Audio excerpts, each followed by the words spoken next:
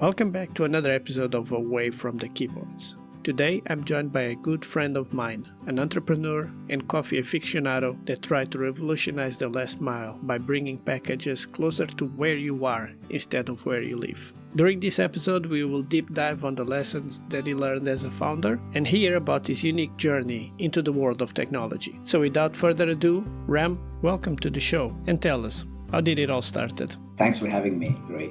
It all started, I think, way back when I was 14 years or so. I was, of course, playing like any other kid, and I was living in India back then, right? So it was literally playing cricket, badminton, and then I was also looking across the street where one big man turning the other way around and doing something on the computer. That really struck me on that day. And he happened to be the elder brother of my friend with whom I play every day. So I got a bit intrigued actually, what this guy is doing all the day, turning the other way around. And I think 15 years, 16 years, I think that's around the place, around the time when I found a small ad on the paper and the newspaper and said, hey, we will teach you how to program and stuff like that. So I took my dad and then said, hey, can you put me in here, this small class, or, I can go, I want to just learn how it is. And he did that. And that's really the beginning of it. And I think the more time I spent after the school was in that institute, you know, I used to get phone calls from my home. Hey, when are you coming home? So I kind of, enjoyed that time and the company of all the other, students out there. And yeah, just gotten into it. I enjoyed the creating new stuff with computers back then. I'm talking about Visual Basic, Power Builder, Oracle, MS Access, these sort of, packages back then with C and C++ programming at that point of time. But I think over time, what it also gave me the advantage of, if you just think something or that you want to create, and this kind of gave me that platform to create. So I'm talking about 97, 98.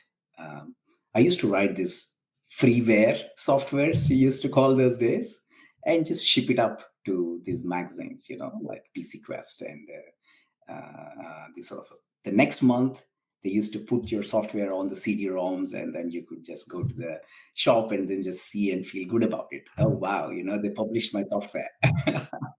So that has been the circle, and that kind of really ignited the whole process in getting more interested in the computer science. I think back in 1999, that's exactly when I gotten into computer science education for the university, right? I think that's exactly when also one big turn happened. I got heavily influenced by Bill Gates at the time. On MS-DOS 6.x, perhaps, came up, and with all the CLI stuff, and I somehow got hands on the MS-DOS 1.0. I got completely blown away by it. And how could this whole operating system fit on a single floppy? And if I just put it in with a brainless computer, just no hard drive, nothing, it just gets me the basics I can work with. So that really led me into actually questioning myself, can I probably perhaps build an academic operating system? So in the year two, year three, and year four of my undergrad, that's exactly when I paired up with the three other folks, and then we started really learning the C, C++, assembly, and device drivers and whatnot. It was a fun ride, to really write some sort of academic operating system from scratch. And towards the end of the 4 years, I have to say how we went through different hoops. Internet, Google was no, not there back then, right? As you know. So I had to go through the Yahoo uh, groups to discover like-minded people across the oceans. So luckily, I found a very interesting PhD candidate in Poland who used to help me remotely. I used to put a question in the night, and then he used to reply perhaps a couple of weeks later. But it was a pretty long distance mentoring, I would say, that really gave me the courage to even write the boot sector code of my operating system. which, if I look back, it was a 35 line assembly code, the boot sector. But the 35 line literally took me perhaps 6 months back then. And yeah, so that was kind of a pretty interesting exploratory tech career. I would have I started off at the beginning. At an age of 22, I left India and moved around the world. I think, as you know it, Netherlands is my sixth country I'm living in right now. But these places where I moved out, it has given me new opportunity to meet new people and also understanding how the business models are there in every country. And it put me into different roles as well, individual contributor and also as a leader as well. So, all in all, that is how the journey started for me. And where I am today is currently responsible for the engineering efforts in the digital bank of NN. So you started building stuff from a very young age, already shipping products to production as freeware for magazines. That's it's very interesting. What was the first piece of software that you shipped out? Video cutter.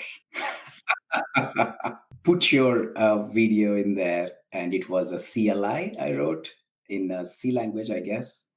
And yeah, it is going to basically cut the video from certain point in time to a certain point in time. Wow, you could have used it to make YouTube shorts even before YouTube was cool, huh? That's lovely. So you never lost the passion for creating? Yeah, that's mostly the curiosity element again. Since childhood, the curiosity has never left me. And then one of the elements that made me curious about this entrepreneurship journey was also the same. All right, we write software for enterprise systems, or sometimes open source, sometimes closed source. But how about really writing software that can actually move things? That really has led me into this whole revolution of Raspberry Pis and ESPs that most of us have been through since 2011 onwards. So I am proud to say that I also belong to that crowd of home automation sort of geeks, and that has really moved me to the direction that, hey, why don't we make it a little bigger in the sense of fusing the AI, the computer vision, and also the cloud technologies running at the edge, and really solve a business problem. So when I see all these things coming together, then I said, hey, this is possibly a right moment. I'm talking about 2018. um, this is probably a right moment where all these different technologies and businesses are coming together. And yeah, the problem that I was running after back then was, uh, why don't you deliver stuff to people where they are and not to an address? So it was pretty much about the precision delivery of almost anything to wherever a customer is. That has led to the solutions coming together in the lines of autonomous drones, computer vision, autonomous navigation, path planning, and the last mile delivery. So all these things coming together has really excited me. And as I mentioned, it was really the curiosity that took me there. And when the skills and the curiosity and the business problem, when they came together, I'm so glad that I could find like-minded people in the world as well. There are six people who joined me in this journey for 2.5 years. Unfortunately, you know the story that I had to close that up during the COVID time. But I'm very glad that we could get into the top 30 of the European competition back in 2020. We had one of the top 30s of the 250 startups back then, and that really gives me immense proud with all the people that I had worked with. And when you were building that drone delivery software, which included both the software and the hardware, right? Absolutely, that was the best time of my the startup as well. It took me close to 3 to 6 months to assemble a 1 meter by 1 meter hexacopter.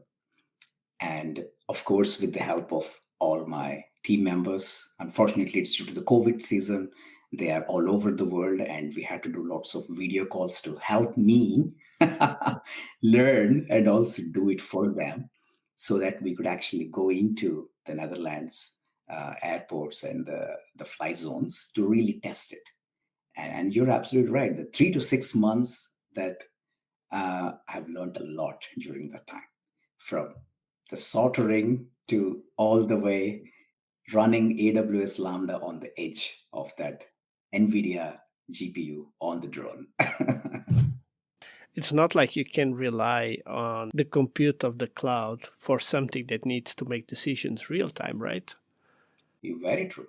I mean, that's also really kept me going, and to make the decisions completely on the edge, right, on the device. And what we're talking about is a fisheye lens, which is 270 degrees of view on the drone. And there are so many calculations that are happening on the fly, on the device, which is basically using the AWS Lambda technology running on the edge. And I still can't remember, I forget this aspect where we were making the changes into the code, and it literally took a couple of seconds before it gets deployed onto multiple drones who are anywhere in the world. That's the over the air delivery. I really can't forget that element. These are little tiny things which gave me that sort of a completedness feeling, but I completely failed when it comes down to matching the market fit, and also not looking at the regulations, how speed at which they're going in Europe. So there are these few elements, which is where I had a bit of a, I would say, the dark side of it. That's when you know the story after I jumped into to understand the business reasons and the business background to get started with my MBA as well. So that's really, both of them are connected. My startup journey leading to a failure, and then letting me to start something as a discovery again, the curiosity element coming in there. Hey, what does it mean? Now I know how to build the stuff. It does not mean I'm a good startup founder. So then I kind of went back to understand the basics of the other element. And I think that gave me also a pretty good insight into what I don't know, which is very interesting for me. I don't know much about drones, but I do know that our regulations in Europe are not the friendliest for up and coming companies, and not even in the US, from what I heard. So, drones are kind of a bit strangled when it comes to innovation. You do need to have a lot of backing so that you can understand what the regulations and the laws are. Otherwise, you risk yourself getting into trouble without doing anything very special. If I can say something there, it's one element is the regulation. You're right on that. Another element is also the public acceptance. So as a community, uh, we would not still like to see any elements flying on top of our head when we are just relaxing in the backyard, right? So these are some of the macro views that I missed when I started this thing. And yeah, regulations is one of the ball games, and I still see that the regulation for the drones is in the draft state even today. That makes me wonder, perhaps I've taken the right decision. Yeah, that's European Union speed. When you see what has been accomplished, for example, in countries like China with drones and their drone light shows, how far ahead are they in their drone technology? Because what is the world record? 10,000 drones or something like that without crashing into each other, Yeah, creating images, everything on the edge, because you cannot rely on anything else, right? yeah, it's a 3D imagery basically.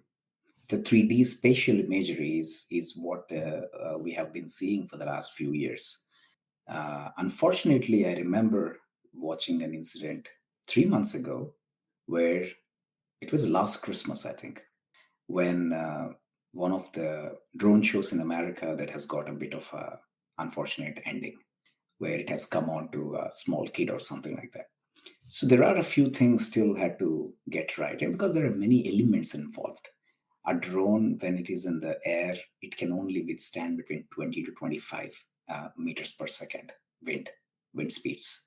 So anything beyond that, you still have a bit of a element unknown that is not in your hands.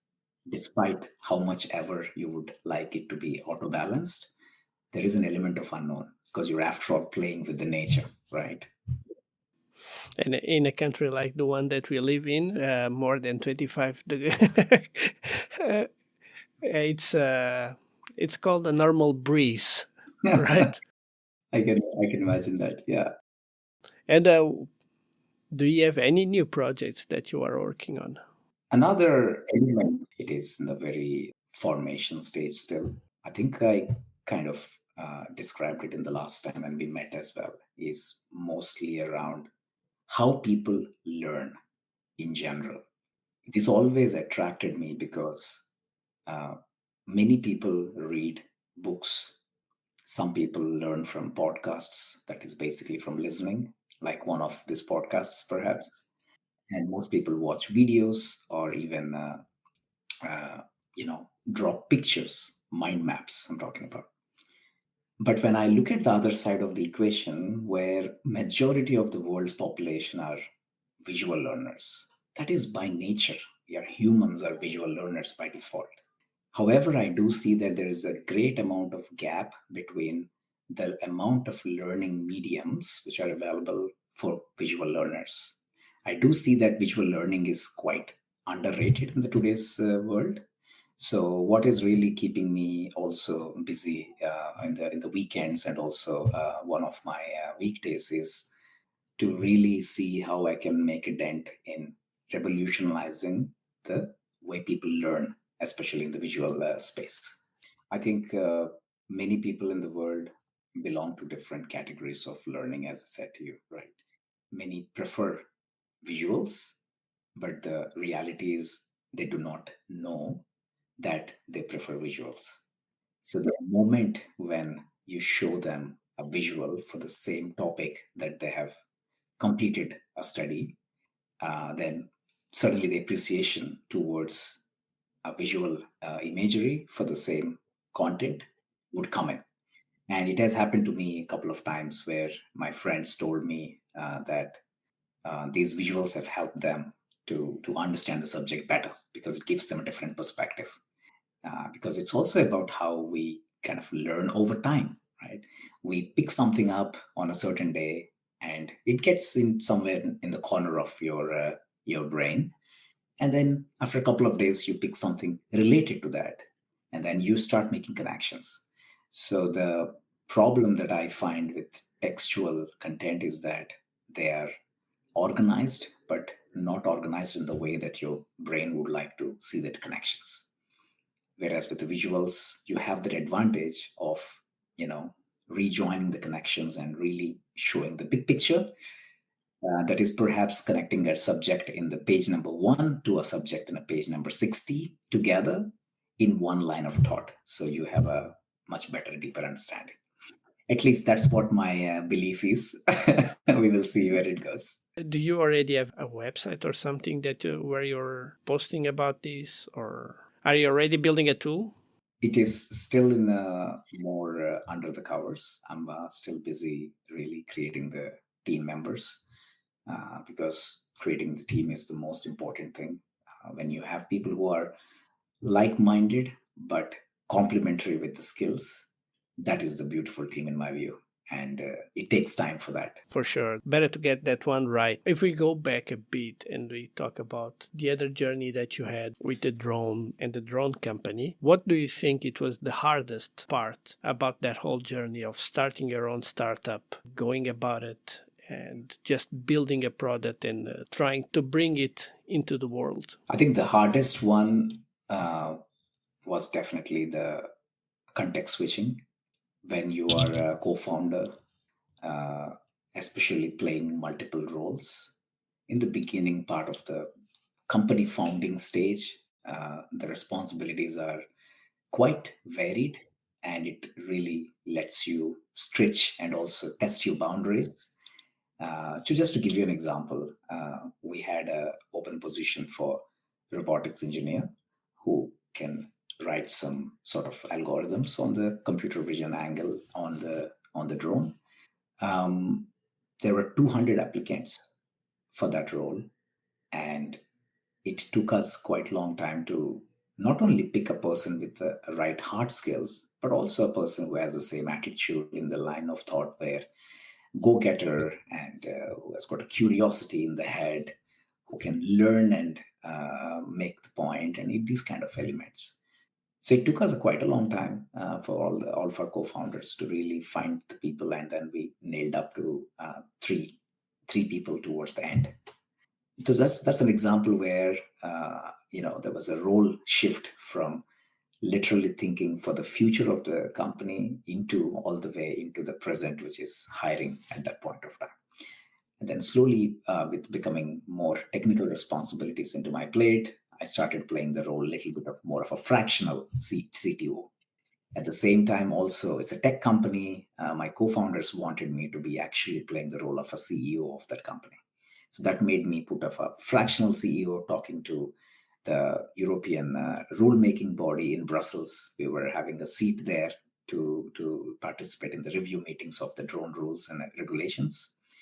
So this context switching has led many of the complications, I would say, in the equation. So the next time, if I would start up something new, having a team is the first and paramount in my view, where the skills need to be complementary and the values need to match. As simple as that.